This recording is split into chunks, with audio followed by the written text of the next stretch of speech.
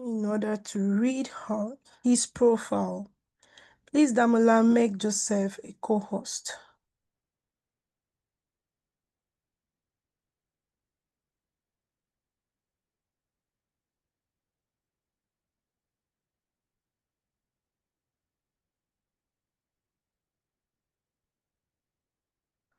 All right, so pause. Could that be network? Please, can you all still see my screen? Yes, I can see your screen. I see. Okay, thank you so much. All right, so the next trainer for this session is none other than Joseph Itoje. He currently works with A4S Limited, an audit advisory, assurance, and assessment services firm. Designed, implemented, and audited enterprise governance framework ISO 20000, ISO 27001, TOGAF, GDPR, NDPR within regulated sectors in parts of West Africa. He trained business professionals and teams, translating complex frameworks into practical, role-based learning. He translated complex compliance and governance requirements into actionable strategies that support digital transformation in businesses. Ladies and gentlemen, with a round of applause, let's make welcome Joseph, who will be taking us on ISO 29100, talking about privacy management. Welcome, Joseph. Please, you can take it up from here.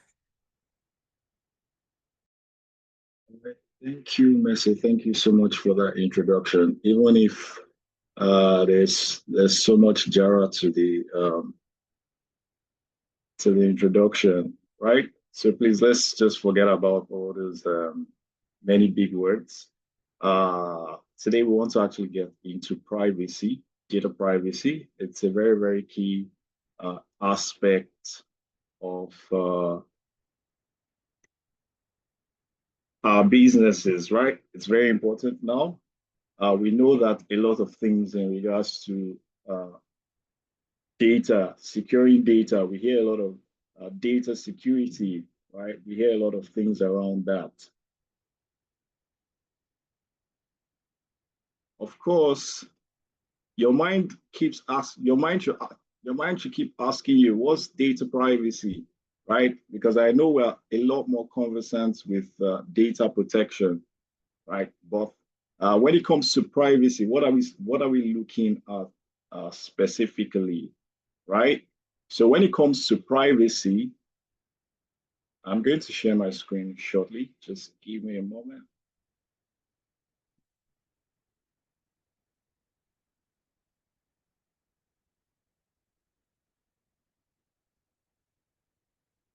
So as it relates to privacy, when we are speaking to privacy, of course, one thing should come into your mind that we're speaking to the right of the data subject, right? That's the thing that must come to your mind, right? And of course, we know that in today's digital world, we know data is being, transformed, data is being transferred, collected, shared, a lot of things around data is happening. So as an organization, as an individual, your expectations, you have your various expectations, right? From the individual perspective, you want to be sure that whoever is collecting your data is actually holding that data and is accountable if there's any breach or there's any issue within the organization. And the expectation of the organization, the business, is to ensure that the data that they hold is secure and it doesn't, whatever they use the data for, it's not going to infringe on the rights of the data subject. And that's the essence, right? So we just want to look at a couple of things. These are our learning objectives. This is what we hope to achieve today, right? In terms of 29100, want to understand some of the concepts. I mean, we're just going to break this down so that everybody here can have an understanding of what the expectations of the framework is all about, right?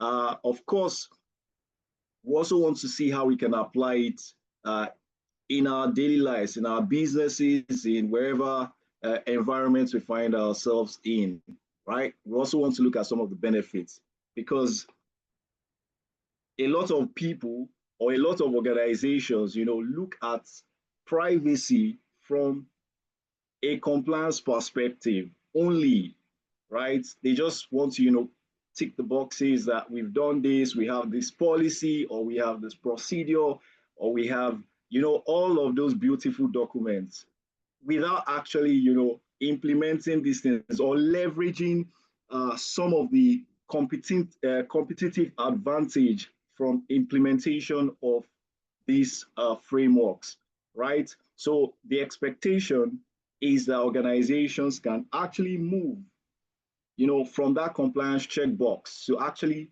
leveraging some of the innovations that have been pronounced in these frameworks. Of course, we know that a lot of businesses in Nigeria, they are facing a lot of challenges in regards to, data privacy. We've seen a lot of fines. We've seen a lot of big organizations, pay huge fines, and that has been a problem. So organizations are like, how can we, how can we become compliant and not just become compliant, also, become innovative based on some of these requirements.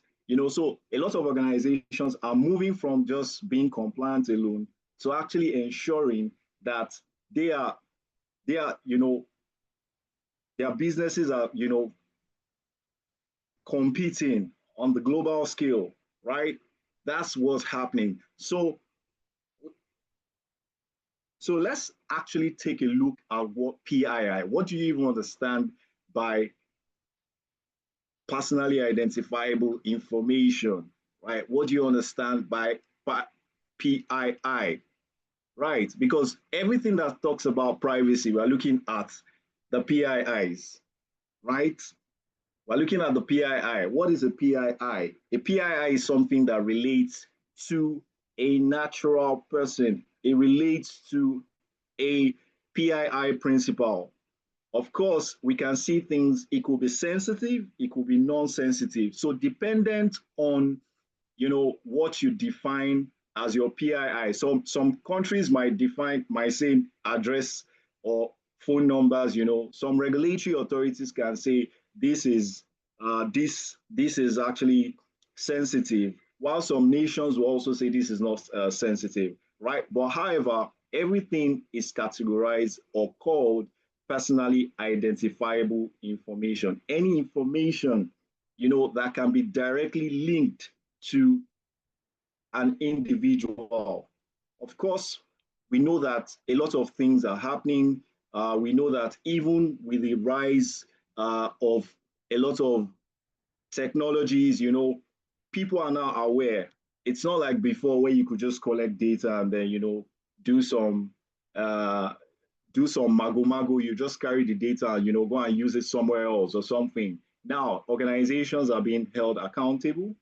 And of course, you don't want to be among the people that are being left back, right? Your expectation as an organization, like I mentioned, you want to be among the people who are competing globally in terms of innovations, speaking to privacy, right? That's the expectation, because you want to ensure that your customers, your consumers, internally, externally, are happy. They have you have their trust, and of course, once you have their trust, what happens? There's value.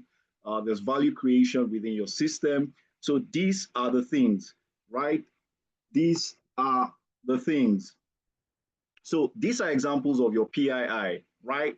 As an organization, of course, it's expected that you even know what you process, because there are times organizations don't even know what they process. Of course, if you don't know what you process, then that should be where you begin to ask the question: what are we processing?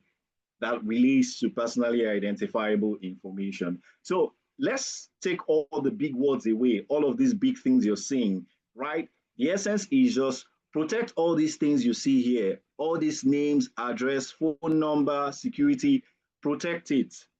And at the same time, I should be able to access them whenever I need them as a PII principle. Of course, we'll be looking at some of those terminologies. You need to understand some of those terminologies to better help you understand the framework itself, right?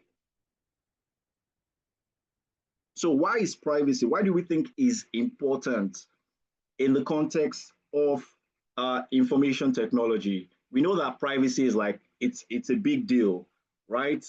Why is it important? Right? These are some of the things here. You want to, prevent identity theft.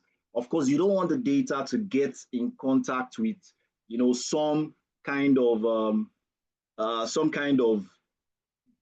malicious actor or some bad actors, if that data gets into their hand, what are their intentions? You know that, of course, their intentions is going to, to bring your organization down or to actually bring the individual down, right? So you want to prevent identity theft.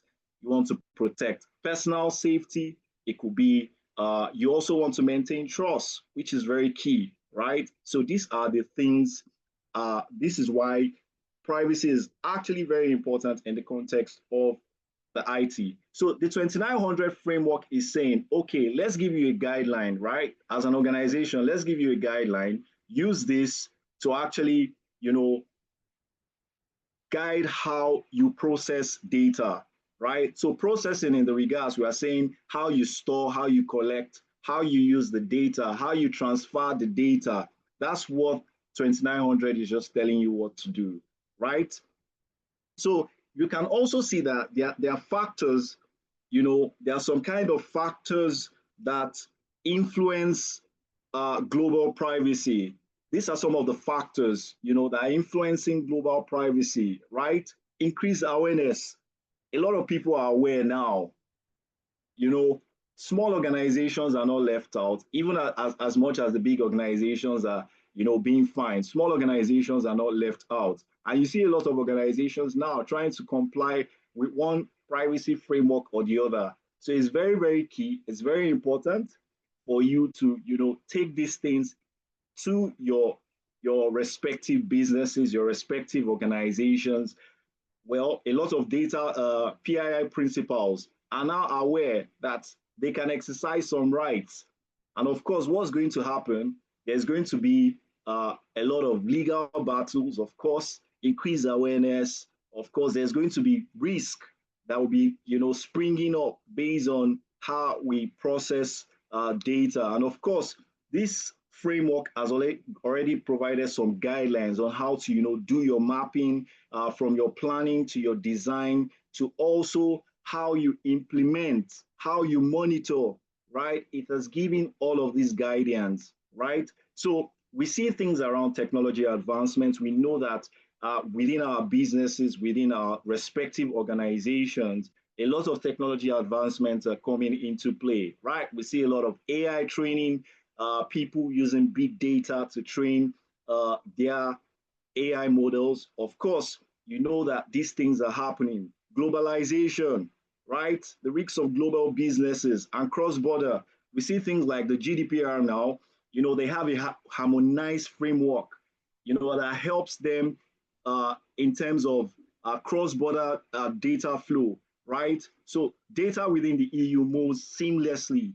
And of course, businesses are taking advantage, are leveraging on such on such practice, on such capability, right? So these are the things. So the privacy framework, we all know it's more like a roadmap. It's a roadmap for building your privacy compliance program, right? So you want to leverage the ISO 29100. Of course, there are some other respective standards that people utilize, right? Like the 27701, they also utilize that as well, which is the Privacy Information Management System, which actually, adapts a lot of the GDPR requirements as he applies, right? We also have the 2900 as well, and the supporting standards, the guidelines that helps you do certain, that speaks to specifics of some of the controls that have been defined in the standard here, right? What are the benefits? What are the benefits? What are the benefits of implementing your 2900? Of course, we know that the main thing there, you want to enhance your privacy protection. How do you want to do that? You want to use some sort of privacy enhancing technology, right? Privacy that you can adopt. You want to do a lot of encryption. You want to do a lot of, anonymization. These are some enhancing techniques to further, protect whatever information sitting within your information system. So the expectation as for the 2900 is saying that we can give you the guidelines. It has found those guidelines. It has told you these are the things need to do. Of course, it provides the framework. These are concise, repeatable steps that you can adopt. And it's going to improve your security, definitely. It's going to improve your security, right? It's also going to boost your business advantage because whatever of your systems are processing information, by the time you actually embed privacy into your operations,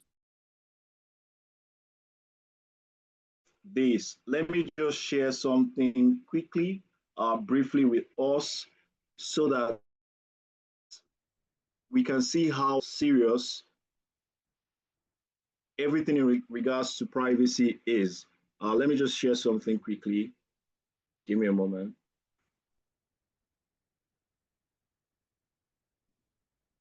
I think I should just better share my screen.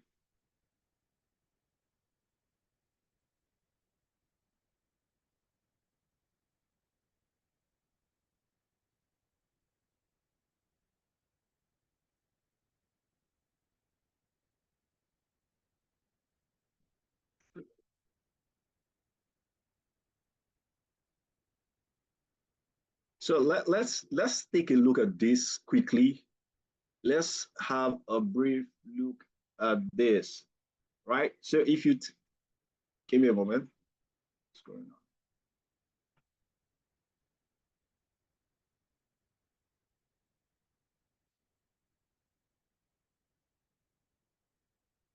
All right.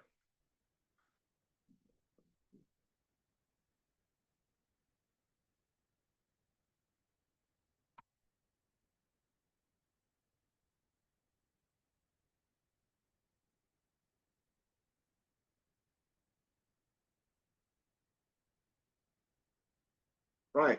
So this actually speaks to the GDPR, right? So this is an enforcement tracker that actually tells you how, a lot of organizations are being fined just because they were not fulfilling certain requirements as quoted here based on some of the articles, that were defined in the GDPR. And of course, if you come here to view some of these organizations, we can see some of the top dogs here. We see Meta.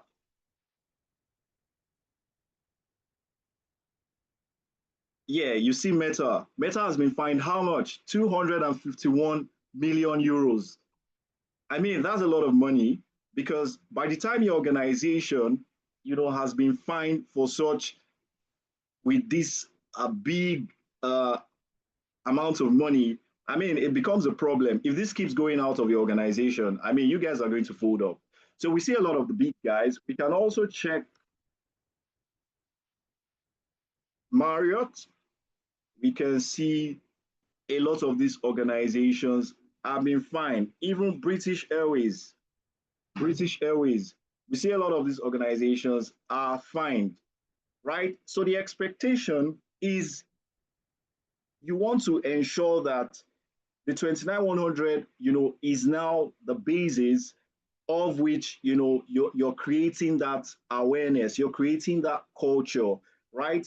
You might not necessarily want to adopt the GDPR currently, but I mean, the 2900 will still go a long way to, addressing some of the key issues, some of the risk to data privacy and protection, right? So these are the benefits, right? We can also see some business use cases,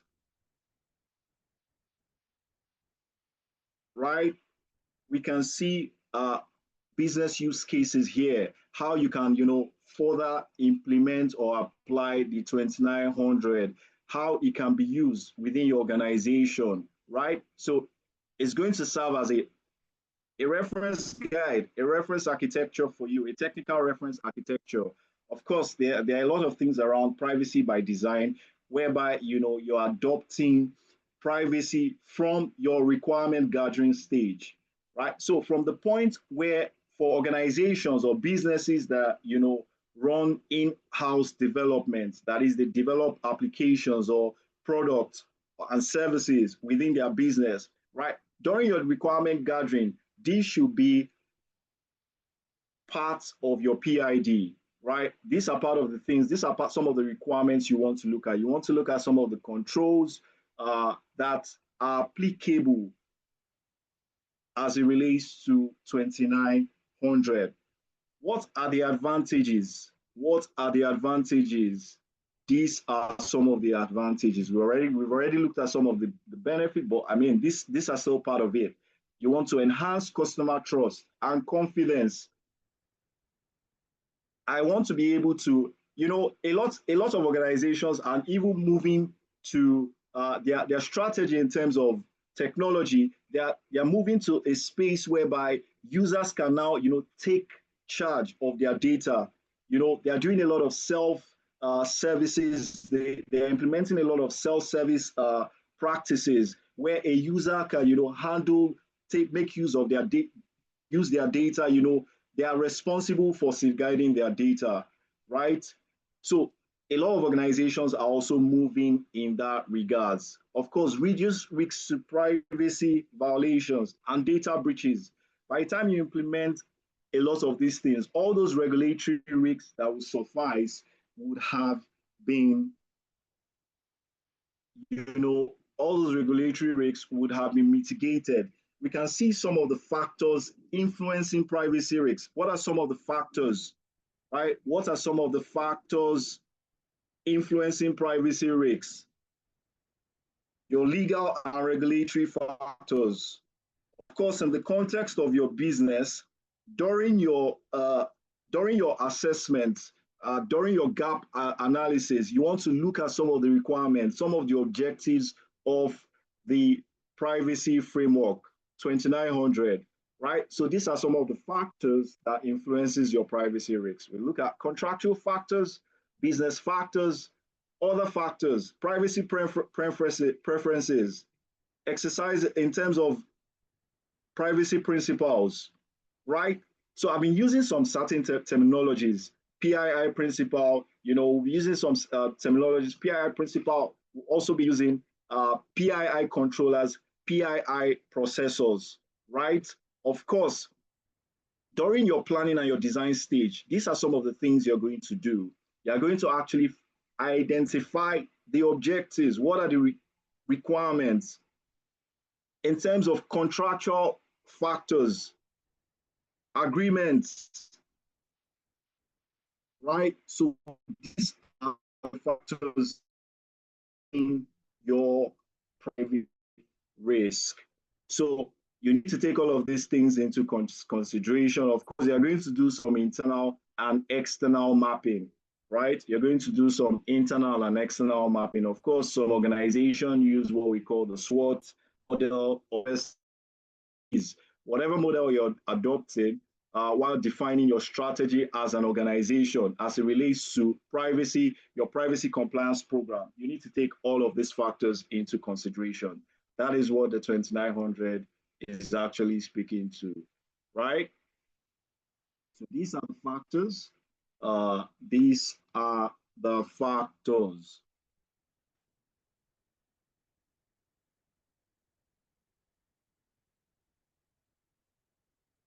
So just before we go ahead, we need to understand the structure of the 2900, right? This is what the structure looks like. These are the set of requirements that you can use. These are the set of controls.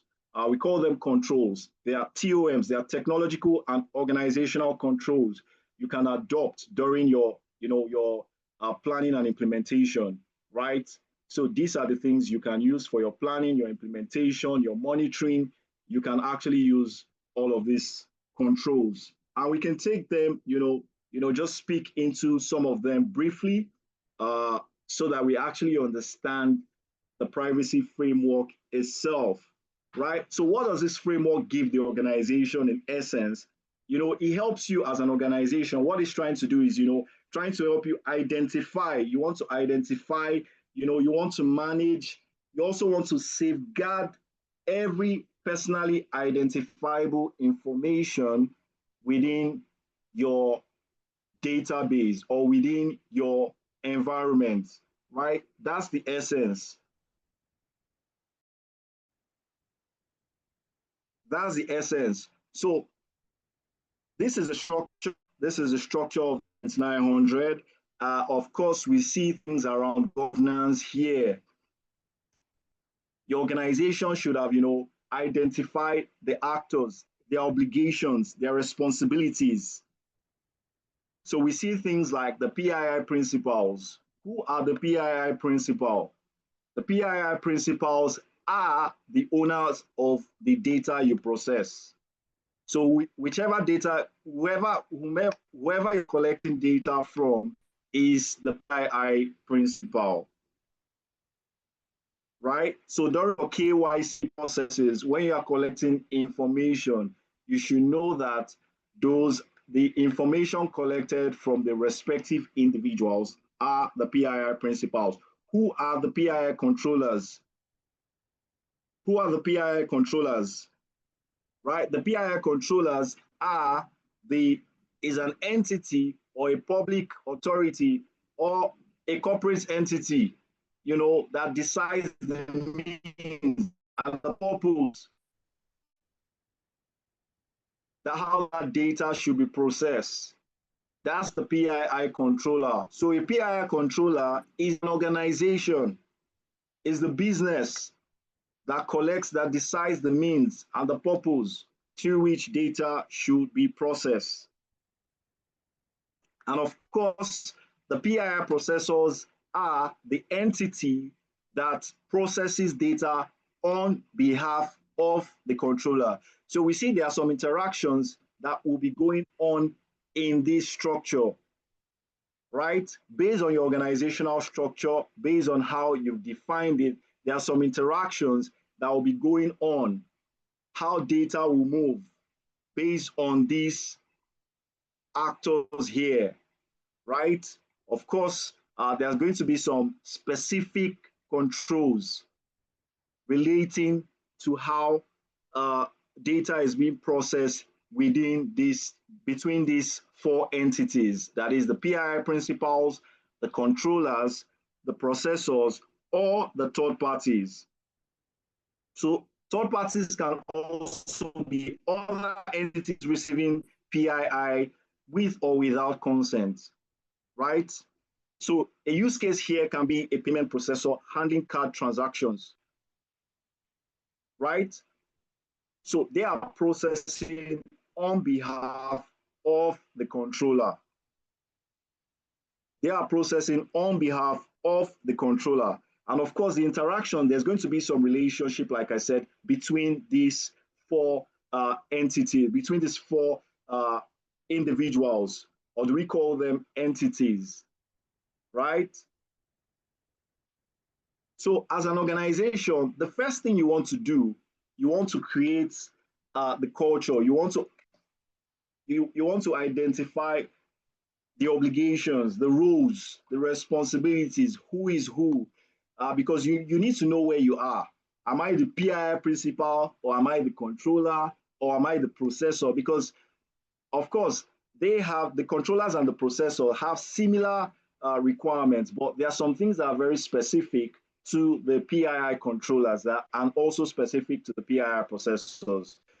So in that regard, you want to be sure that you are actually doing you are fulfilling the requirements based on those obligations, right? So the next thing, of course, during your planning and design, you want to know you also want to understand, we've already talked about that, you want to know, understand the context, some of the some of the factors, right, that will influence your privacy program.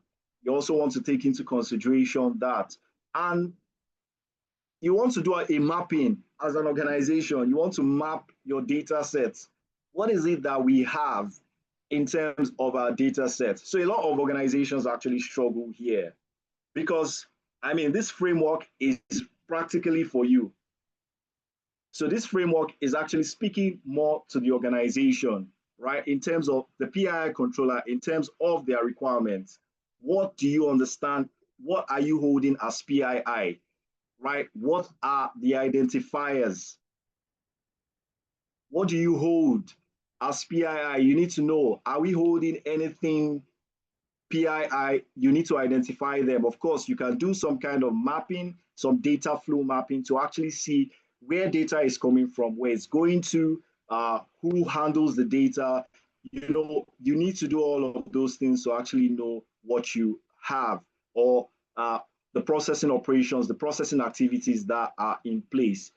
Right. So these are the things, these are some of the attributes that will help you, recognize the PII you have. So we have what we call identifiers, right? So we have identifiers. We have identifiers. What are identifiers?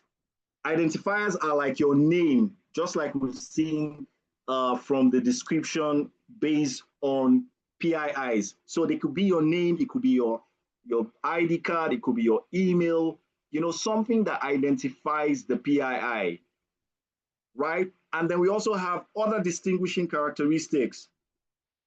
We also have other distinguishing characteristics. It could be biometric, some sort of biometric data. But sometimes we should not just limit PII to the the identifiers alone. There are some certain will I call them quasi identifiers, or there are some kind of data that can also be linked, directly linked or indirectly linked to the data subject. That's also a PII. So we need to know what it is that can be linked to the data subject. Anything that can be linked to the data subject is a PII, right? So that is the essence of doing your mapping. You want to know the categories, the PII, the types of PII you hold, and of course, how do you find out those things? You want to look at the identifiers. The identifiers will actually help you, know what you hold. Other distinguishing characteristics will also help you achieve that. Information which is or can be linked to the PII principle. So you need to take into consideration all of those, all of these 5.1, 5.4, 5.41, 5.4.2, 5.4.3, 5.4.4 to help you actually define or identify your PII, right?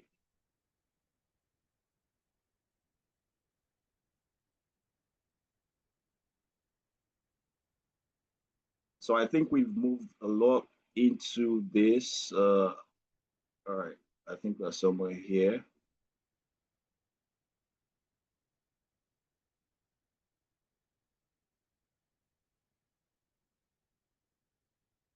Yeah, so these are the identifiers, and I think these are also the distinguishing characteristics. We see some biometric information here, and we also see information that can be linked, right? Something like medical records, financial profiles, this can actually be linked to the individual. So, these are concerns that organizations must, considerations organizations must look into when, trying to recognize their PII. And of course, we have some technology, privacy enhancing technologies that we can actually use, to further protect this PII that we see here. So we see pseudonymization of data, right? So we see all of these things. Then we also have metadata. This can also be attributed to this. This can help you, recognize PII. Metadata, data about data, right? Which can also identify people,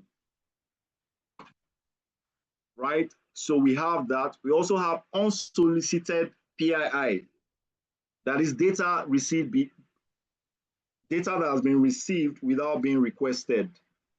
So we see some instances, some business case scenarios whereby you are doing some kind of survey, or maybe your business forms, have not specified that that data is not compulsory, to be stated, and then the data subject goes ahead and fills in that information.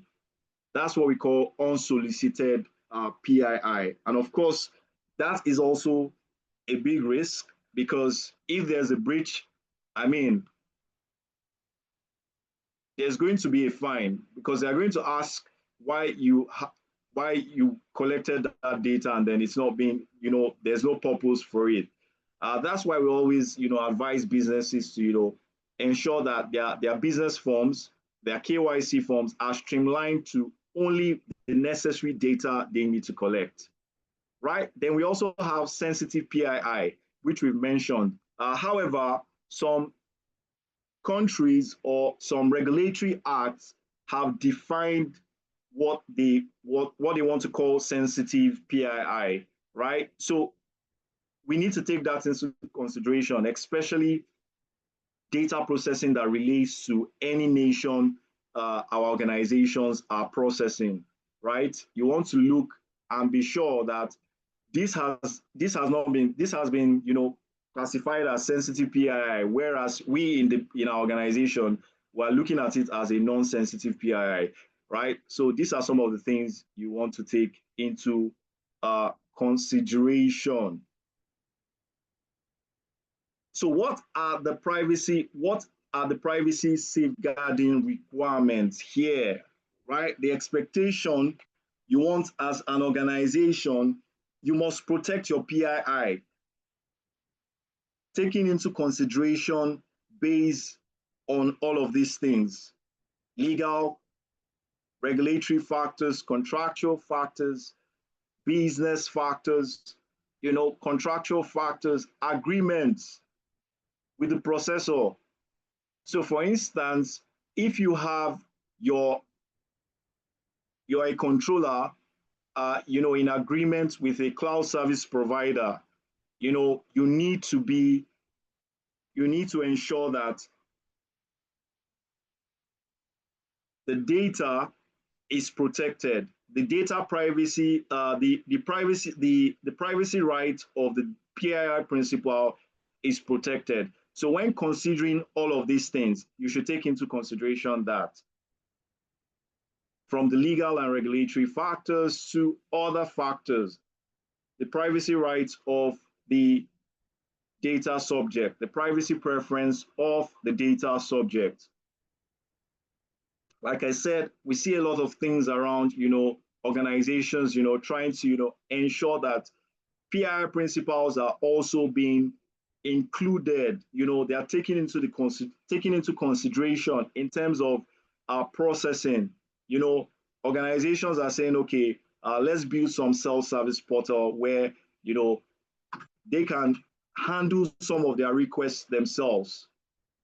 right? In terms of accuracy of their data, they can go into the portal and change whatever information that has been recorded that was not deemed fit, right? So these are some of the things organizations are doing. Of course, this should be part of your planning and your design.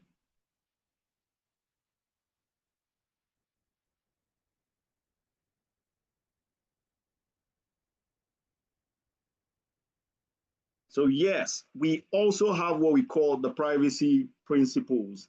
I call them the controls, right? I call them the core controls of the 2900, and they're 11 in number. They are very they're descriptive, based on the requirements of 2900, and these are some of the things you need to factor in during your design, your system design phase.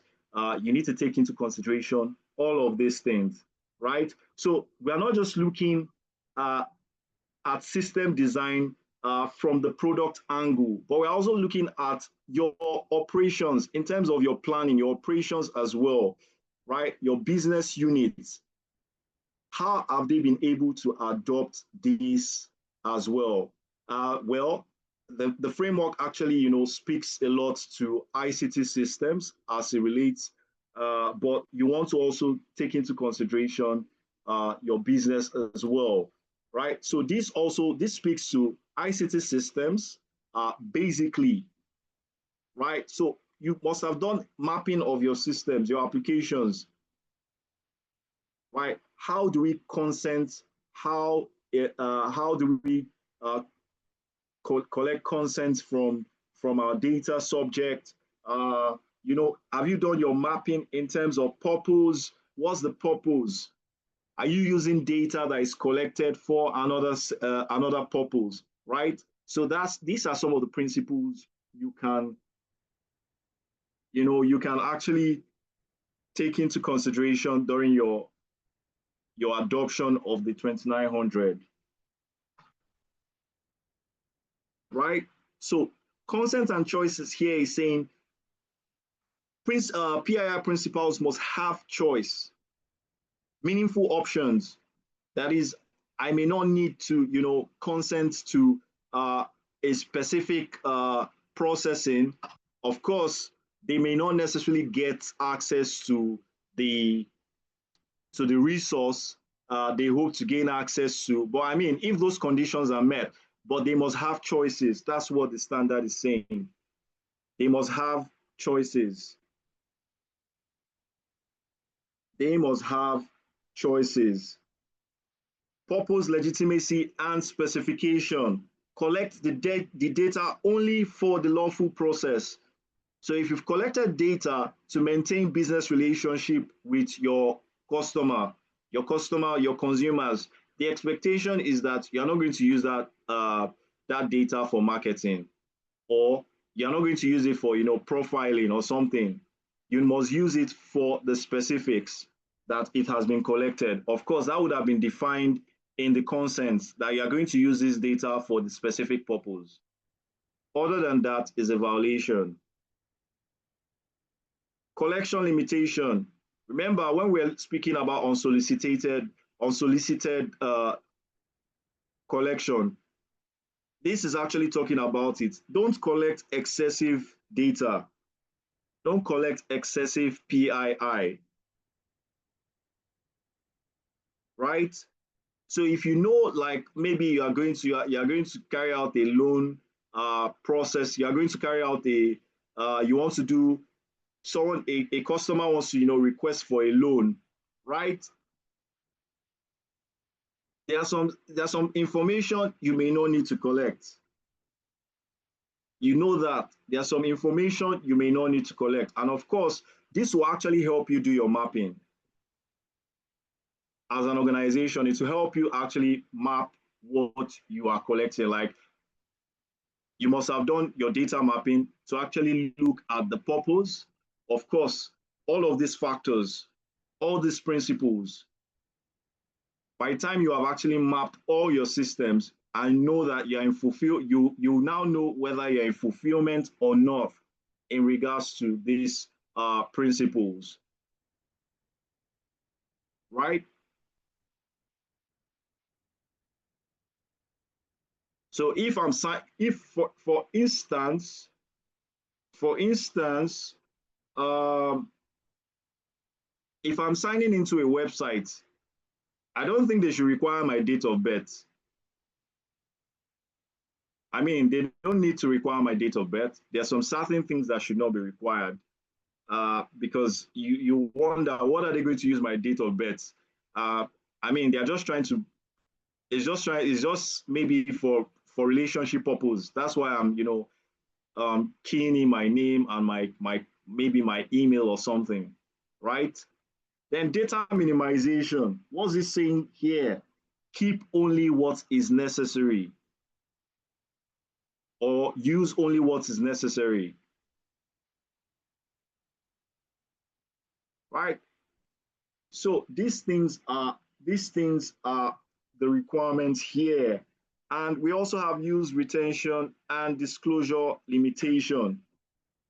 Limit the data, keep it, don't keep it for forever. There should be a duration, there should be a retention timeline.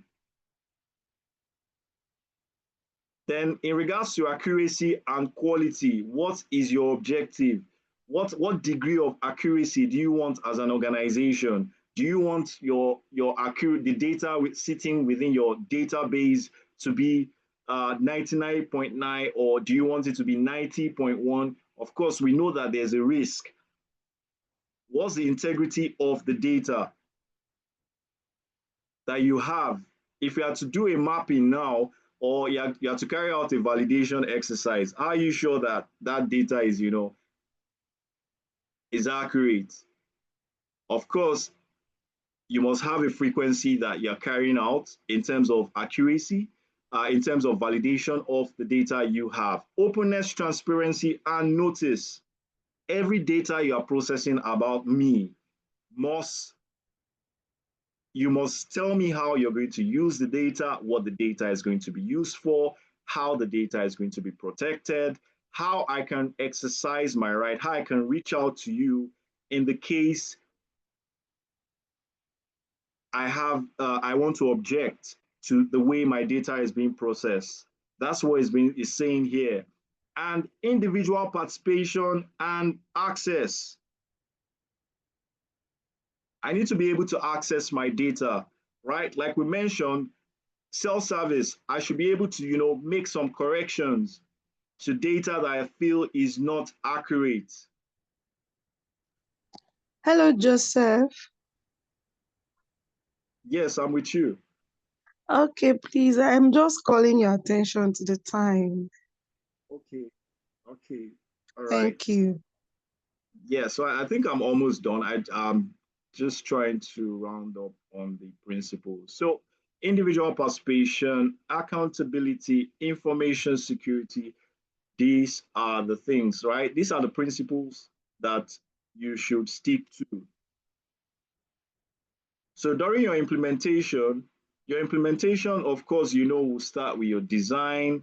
And these are all the things you need to do. You need to understand the context, like we've said.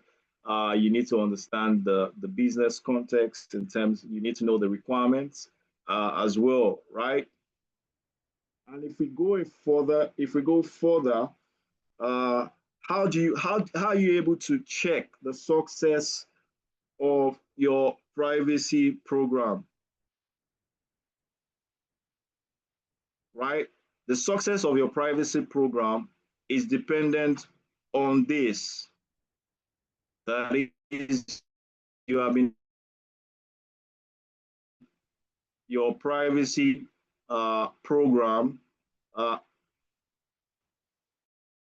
effective, right?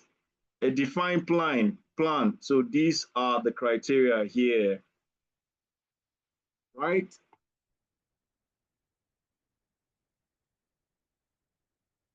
And we can also go further down to look at some of the controls. So you're planning, you're going to do a lot of like risk. You want to check some of the risk within your organization. And then you also have your controls. These are some of the controls you can adopt within your businesses. These are some of the controls you can adopt within your business, right? Data minimization, access control. Of course, all of these things will help you, protect the rights and also protect the data as well.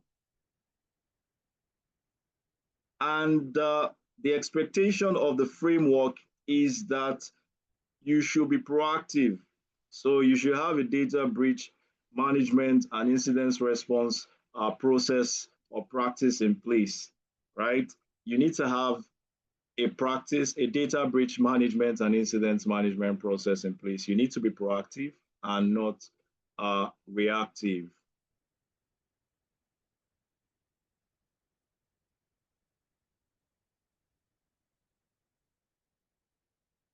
And this is the importance of your data breach management process, right? So this is your process for incident response, right? This is the process here. Of course, it's detailed. You can adopt this as well.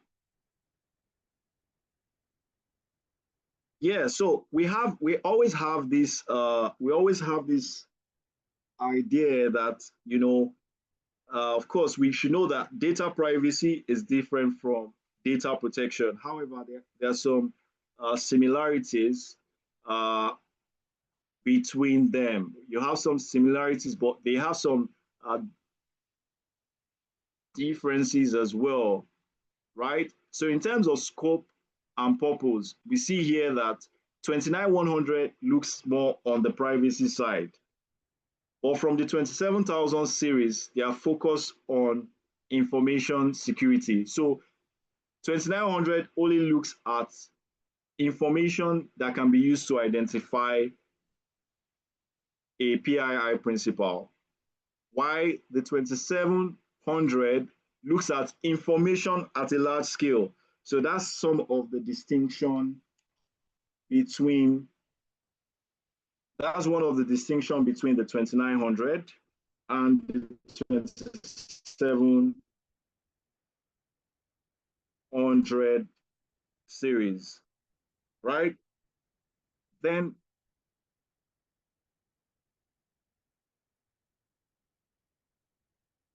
so for best practice,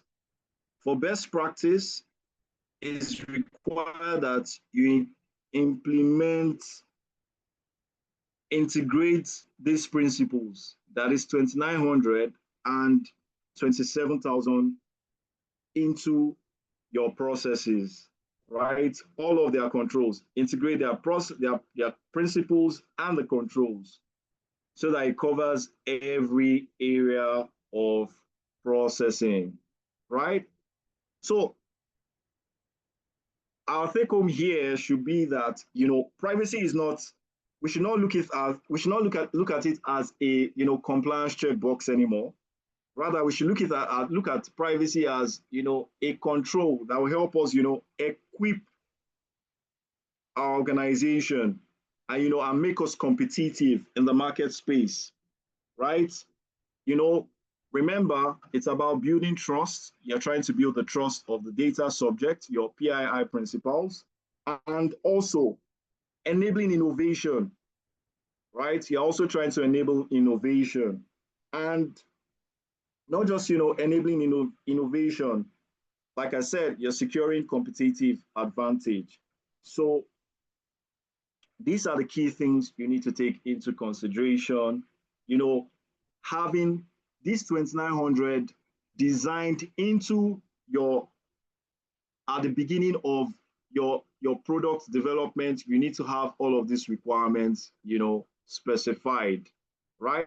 And that brings us to the end of this session. Thank you so much, everyone, for joining in on the call. Do we have any questions? Any questions?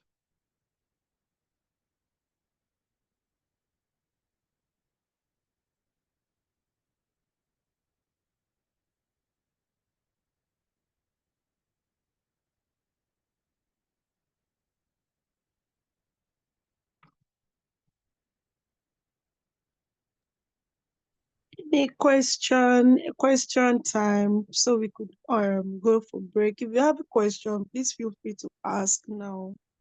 The floor is yours.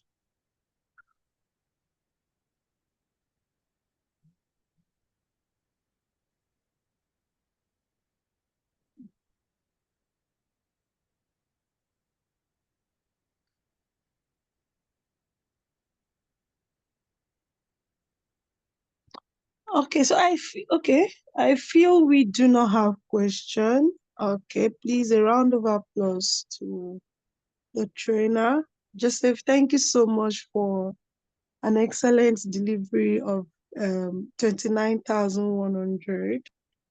Thank you so much. Thank you. Thank you, Princess. Thank you, Isaac. Thank you, Frank. All right. So right about now, we will be going on a very short break, and our break usually is 30 minutes. So we'll be leaving for break now, and then we'll be back at exactly 12 p.m. Nigerian time. 12 p.m. Nigerian time. If you are here to fill up the attendance, please check the chat room. The attendance link is in the chat room. Do well to fill it up. All right. Okay, thank you so much, everyone. So, okay, we'll be leaving now for the break. Please, once it is